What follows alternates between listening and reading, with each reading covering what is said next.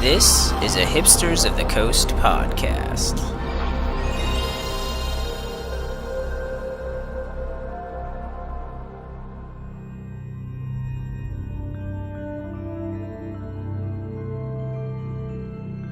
This Doomed Travelers podcast is brought to you by Hipsters of the Coast, your destination for magic news, strategy, and entertainment. And by Casthaven, where you can build your magic collection like a pro. Visit casthaven.com for more information.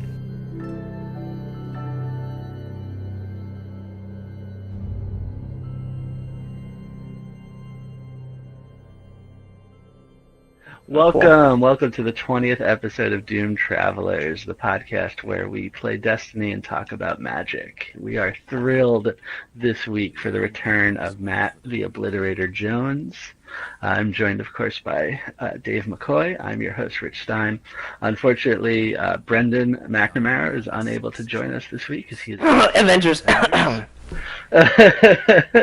But don't fear, Matt is back, but also Brendan will still be joining us as well in the future. But we're very excited for Matt to be back. Brendan and I just can't exist in the same space at the same time, even our audio versions of ourselves. It's possible you guys are the same person. Oh my god. I actually hadn't considered that possibility. Rich, shut up. I told you not to tell anybody. But nonetheless, we're back for another podcast. This is Iron Banner Week, coming to a close this weekend. This is Lord Saladin, so we're all going to jump into the Iron Banner. We'll head to orbit. And to start things off this week, it's been kind of a slow week in the Magic community, but there were... so we're going to... Matt and I don't really play a lot of Magic anymore anyways. So the question this week to get things started is, how do you think your life would be different, Matt, if you had never, ever played Magic? I wouldn't know a lot of really amazing people that I've become really good friends with over the years. So I think that'd be the main thing. I wouldn't have any of those experiences. And I wouldn't be friends with you guys. And Dave, how would your life be different? Honestly, the exact same answer. When I moved out to New York City, everybody I worked with lived outside of the city, and 20-sided store and Magic literally introduced me to the core group of friends that anchor me in the city. Yeah, and I think, my story is definitely the same. A lot of the community, the people I've met. And the reason I bring it up, of course, is because, as a journalist covering Magic the Gathering and somebody who doesn't play very often, and really I don't play competitively at all anymore, the question I get the most from people I meet when I do go to Friday Night Magic to hang out, or I go to a Grand Prix, or a local event, whatever it is, the question I get the most is, how do you talk about Magic, cover Magic, and remain so involved without playing Magic? And it's a very interesting question, because I think a lot of people have trouble disassociating the game from the community, but ultimately it's the community that I think everybody kind of gets tied to, and the game kind of comes and goes. But the community is something that obviously stays with you for life. So on that note, Matt, of course, having returned to us from France, is a bit of a changed man, maybe a lot of a changed man.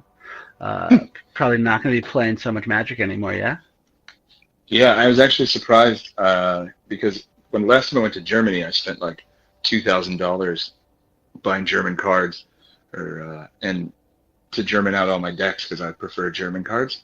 And I actually went to France thinking I would go to this shop that Gabriel Nassif actually recommended, because name dropped, my buddy John Finkel contacted him for me and found out what good stores there were to go to. And I didn't even go once. I even had my gallery look up some stores because there were some nearby on I think it's called Republic is the area that they're a part of, or the gallery's in, and the stores or the gaming stores are all there too. I didn't even go in at all. I thought about it for like 5 seconds, and I was like, I'm going to go to the Louvre. Right. So for people, so for our listeners, why don't you give us a quick a quick blurb of what you were doing in Paris for the last month. Oh, so last year I met this art dealer at an art fair when I was in Brussels, and he offered me a solo show, and I would live in Paris for 1 month. I'd be getting a studio and an apartment. I'd have to pay nothing for either of those, and I'd make work, and then I'd have a show with the work that I made, and that's exactly what happened. Like 100% of exactly what happened. So I lived in Paris for 1 month. My girlfriend visited me for 8 days. We went to 1 million museums, hung out, ate great food. I had cheese with fried cheese on it like every day, twice, and it was incredible. And the museums were incredible. Did you say really you had inspiring. cheese with?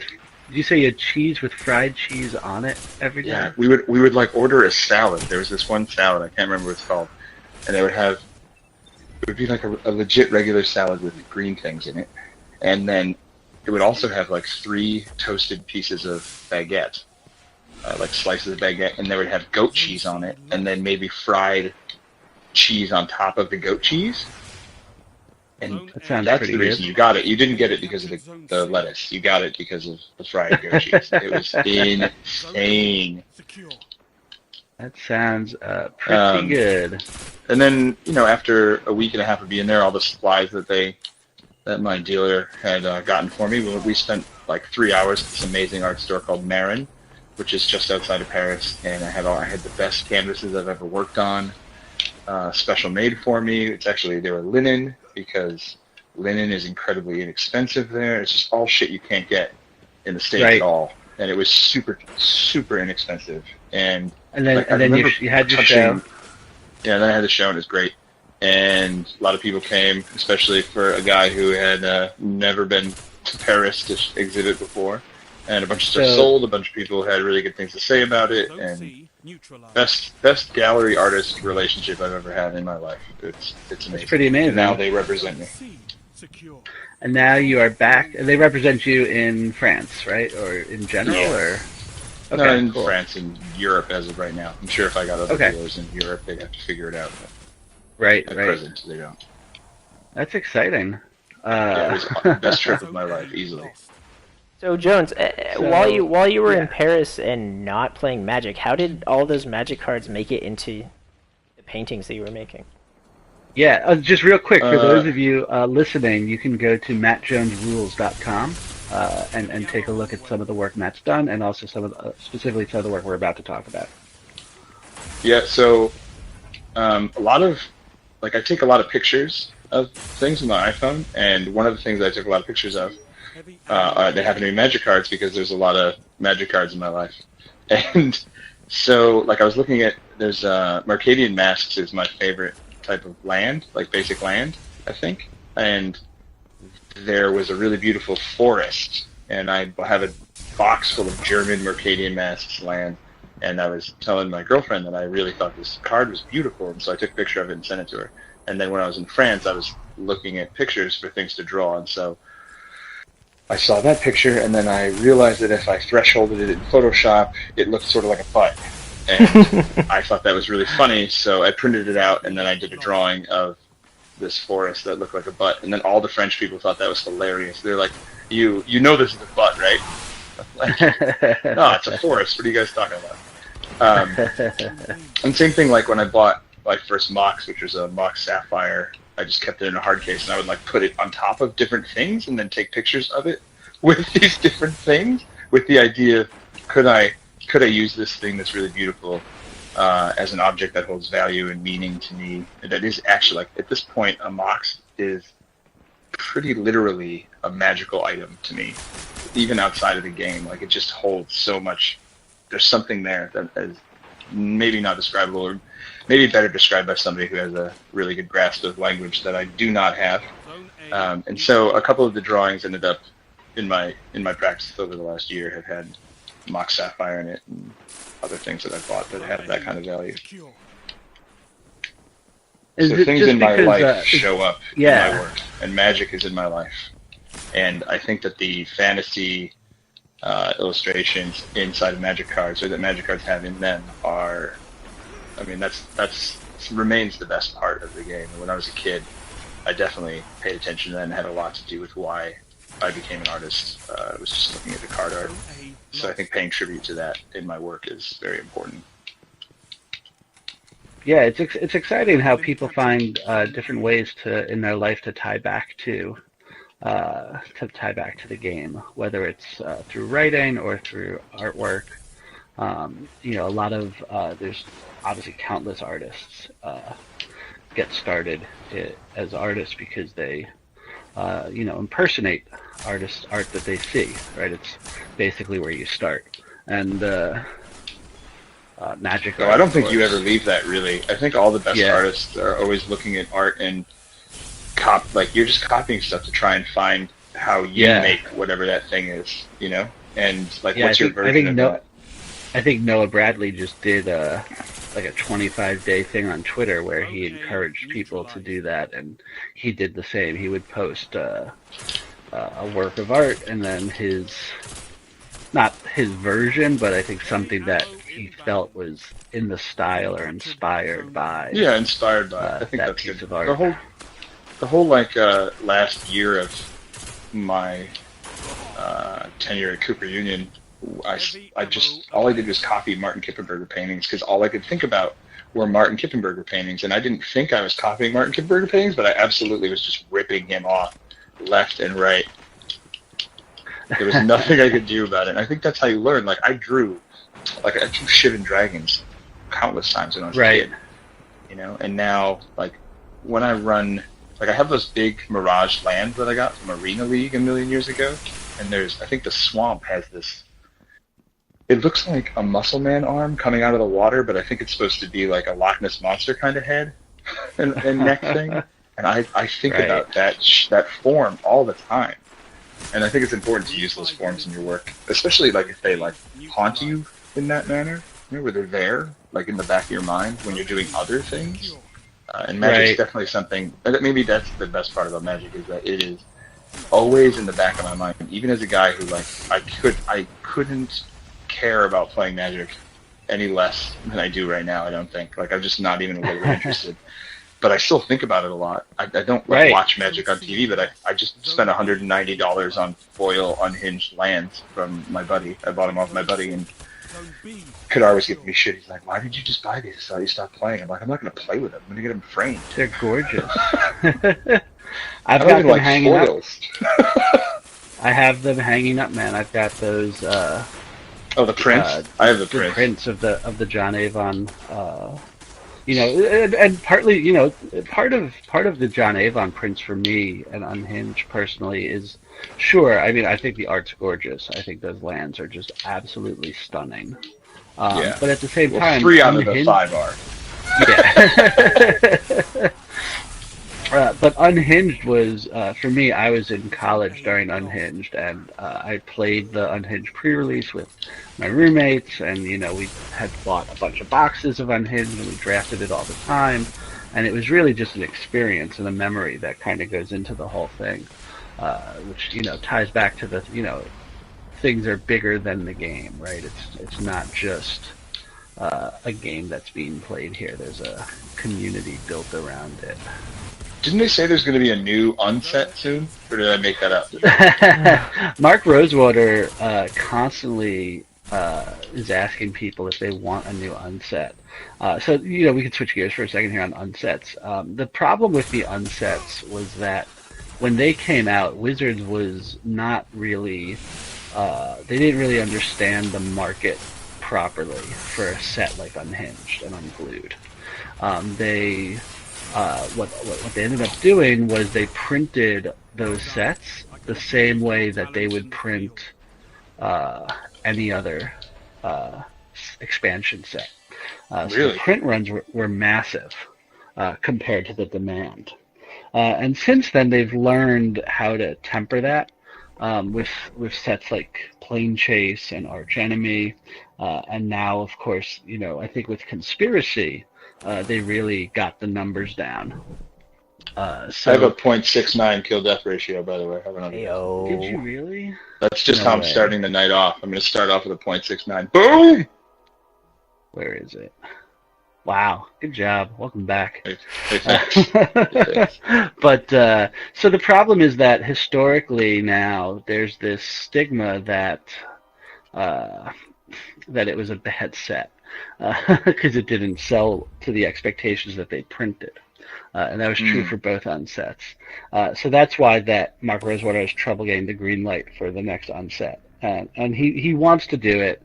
But somebody recently asked him if he thought which would come first, Conspiracy 2 or Unset 3, and he said he believes Conspiracy 2 will happen first. Well, see, here's the thing though. I think Conspiracy was very much a Unset 2.5, or maybe 2.1. Yeah, 2.1 I guess is a closer, because I don't want to say like it was really a full unset. But you have to remember the point of the unsets is that the unsets are a parody of Magic. Sure. But what I'm saying is, did you play Conspiracy? I did. I personally did. But what I'm trying to say is, what the unsets do in terms of Magic as a game, like as a culture, it's a parody of Magic. But in terms of what it does for the game and its mechanics, it's a place to test out off-the-wall ideas. And a lot of, I don't want to say a lot, but a few silver-bordered mechanics made it into real black-bordered Magic. And Conspiracy felt like a very similar attempt. Without the parody, but with the knowledge that they were trying things that wouldn't work in normal Magic. Right. Thus, the Conspiracies couldn't be played out in any like sanctioned kind of Magic. Right. But it was a very similar attempt to try something off the wall. What are the ones that made it into Black Border Magic? Oh man! Off the top of my head, there was the Cheese Stands Alone became Baron something. There was it's the enchantment that says if you have no other permanents in play, you win the game. Yeah. Oh. And there are a few. And then. Yeah, there were That's a few awesome. mechanics. Yeah, I was just curious. I wasn't challenging you. I just had never heard. Yeah, no. Trying to remember. There's like a really massive one, like a massively used mechanic made its first appearance in the unsets, and then ended up. Obviously, full art lands first appeared in the unsets. There've only been 3 full art lands, right? Unglued, Unhinged, and and Zendikar, right? And they're doing Zendikar full art again, right? In theory, it's a safe bet that Battle for Zendikar will feature full art lands again. Cool. I'd be shocked. I mean, they've said I will for a buy while boxes of those. They've said for a while now that that full art lands are coming back. So I would be shocked. I mean, why if not? It wasn't. It's exciting. Full art land is so cool. It is pretty cool. I mean, it's got to be something that they don't do all the time. Yeah. As long as they don't butcher it the way they butchered the way that they do full art other cards now. I just think all the other full art cards are terrible. They had a really good, in the time of Innistrad, they were pretty good. And then they just shit the bed with all the special promos that they have now. They're just like, it's so ugly the way they do it. Yeah, the player rewards promos were pretty sweet. Those full art cards are pretty cool. But none of the game day promos have been even vaguely aesthetically pleasing. I bought a playset of Strangleroot Geists when I was playing that green-red deck back in the day. I thought that card looked pretty good. That kind of looked like a combination of like Calvin from Calvin and Hobbes and the Strangleroot Geist. I don't know. For some reason, it just reminded me of or Hobbes. Sorry, not Calvin and Hobbes. Yeah. So. Yeah. Anyway, that's why I liked that one, not because I thought it was pretty or looked interesting. But yeah. But I think it's really interesting, like the full art things, they make you see the cards differently and you think about the cards differently when you experience them differently. And I love when they do stuff like that. So it's like they don't have to change any mechanics, it just looks and feels differently, which changes the whole experience. Yeah, it's a huge part of the game. The world is much more convincing when it's a lot more brilliant and beautiful. I agree, and it'll be interesting to see how they do land matters again with Zendikar. But I don't want to get too far into Zendikar, of course, because we've got another set right around the corner. Previews start this week for Modern Masters 2015. Matt, you're not playing. I'm sure you are so stoked for this set. It's not that I'm not. I feel like Modern Masters has so much hype and it has so much money value that it's always a bummer compared to how much fun it is. Like Modern Masters 1, I only drafted like 10 times and I had a really good time, maybe 7 of those drafts. The least good time was the last time I drafted it, like a couple months ago at Guitar Studio, and the best time was the time immediately before that, like 2 months prior. And I think the set's super fun, but it's like you get priced out of it so fast. And you have like $50 buy-ins, and then you have to have all these rules for when you redraft the rares because, you know, Magic players care about value and money, and you just have, it's just the fucking worst. It's the worst. Yeah. And then people get upset, they're like, oh, I opened a Tarmogoyf, what do? Oh, I have to pass it because I'm in this $50 draft. Oh, shit, I hate myself. And it's like, it's just a fucking piece of paper, man. Like, who cares? You can't even play with it. You gotta pass it. All you gotta do now is try to win the draft so that you can get the... That's just silly. So I think that Modern Masters 2 will have equally ridiculous, valuable cards in it. I mean, obviously, Tarmogoyf is in it. There will be more, I'm sure. And it's just not... Like, that sucks all the fun out of it. Like, I'm going to GP Las Vegas. I would not be surprised if I drop immediately after getting my packs and just rent a car and go to the Grand Canyon. Because I can't deal with, like, how upset people are going to get. Or listening to people say, like, if I have to listen to somebody talk about how shitty their sealed pool is, I think I'll just scream. I'll scream. I'll have to carry me away in a white jacket and tie my arms around my back. Yeah, it's you know, and I'm hearing already that reports coming out that Modern Masters 2 is going to have, well, obviously the packs are more money, so I'm already hearing that drafts are going to be in the $60 plus range. Great. So right off the bat, we're talking even more money. Well, they retail for 10, right? Yeah. 12, I thought. No, 10? No, they retail for $10. Yeah. But I'm seeing 60. Even so, man, for a hobby, like, I like to rifle through drafts. I think rifling through drafts is fun as shit. You know, like, if I'm in a draft, I'll do, like, 4 in a day. So if I do 4 Modern Masters drafts, I'm at $120. Like, that's like 3 canvases.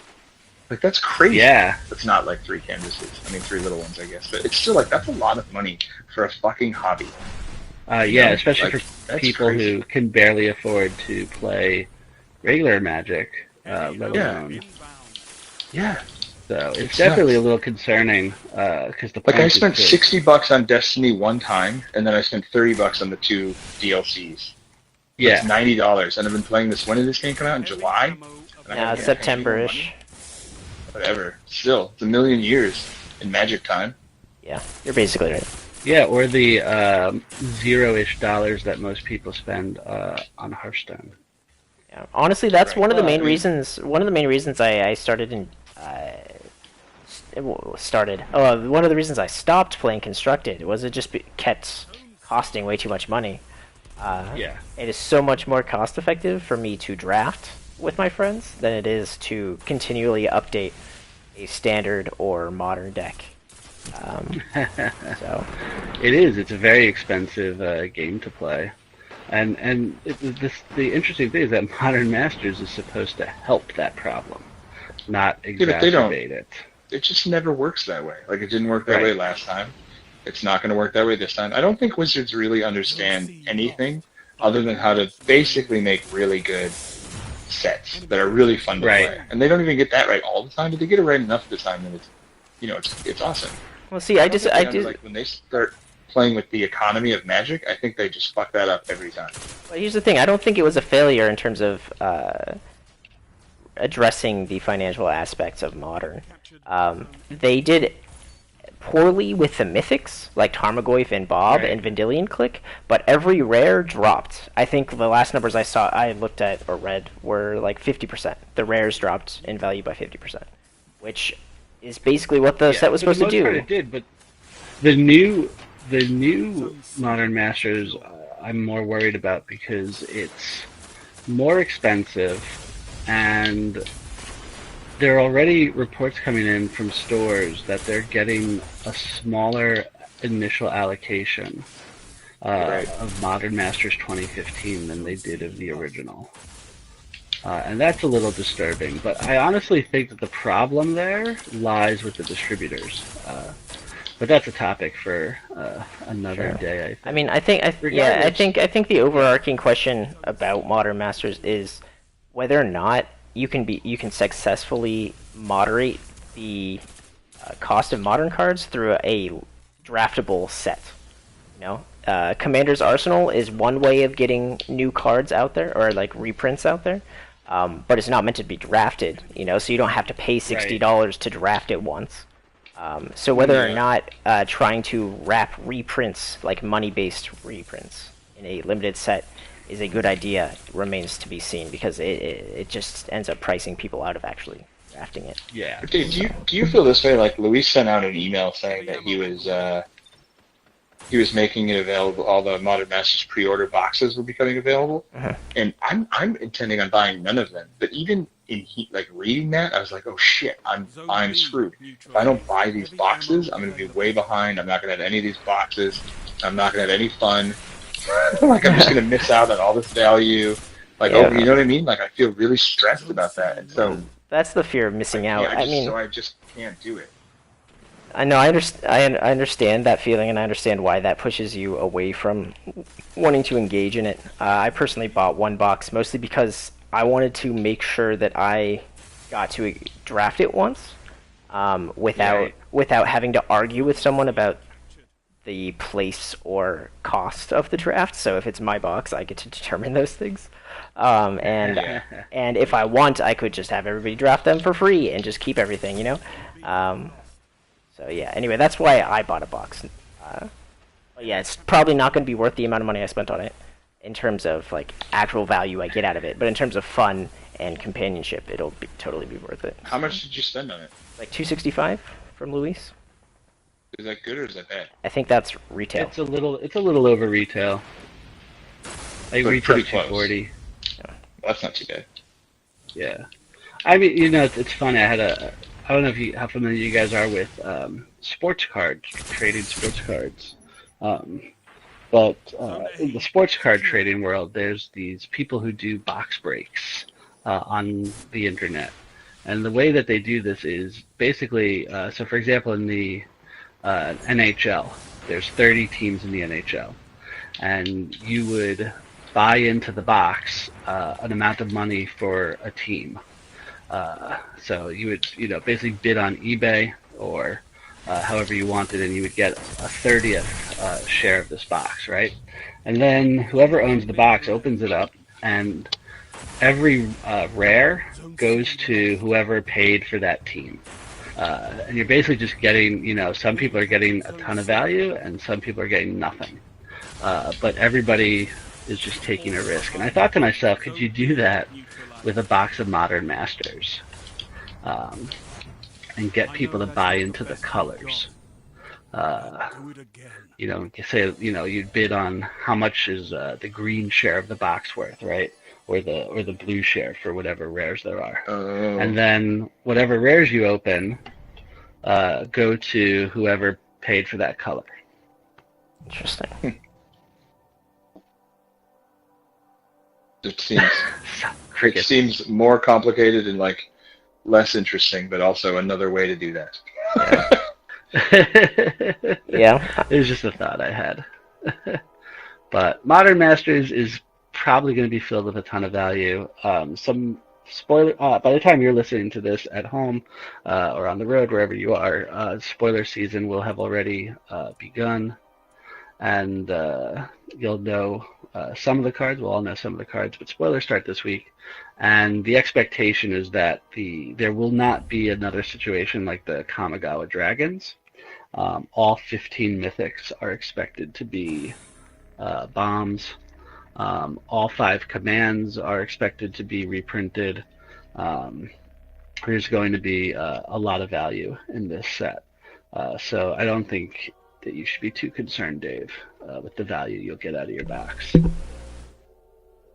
Sweet. I wish they'd go back to old borders. For the aesthetic. Yeah, it's just so much more personal.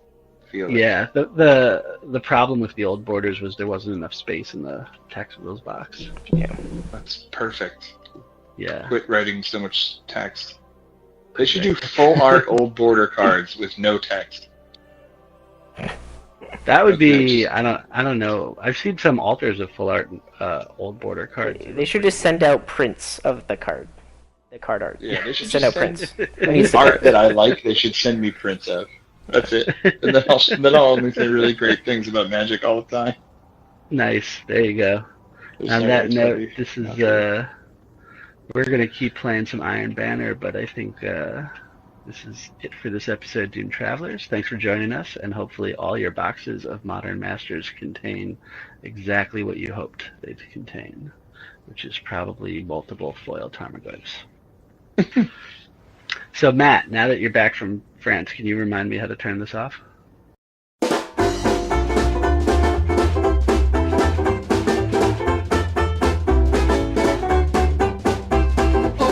Hey Guardians, thanks for tuning in to the Doomed Travelers podcast. You can find more at doomedtravelers.com or follow at Doomed Travelers on Twitter for show updates and other nonsense. Make sure to subscribe to Hipsters TV on YouTube for videos of our previous episodes, and don't forget that you can find audio-only versions of the Doomed Travelers podcast on iTunes. For your host, Rich Stein, and Matt the Obliterator Jones, I'm David Bones McCoy. See you next time.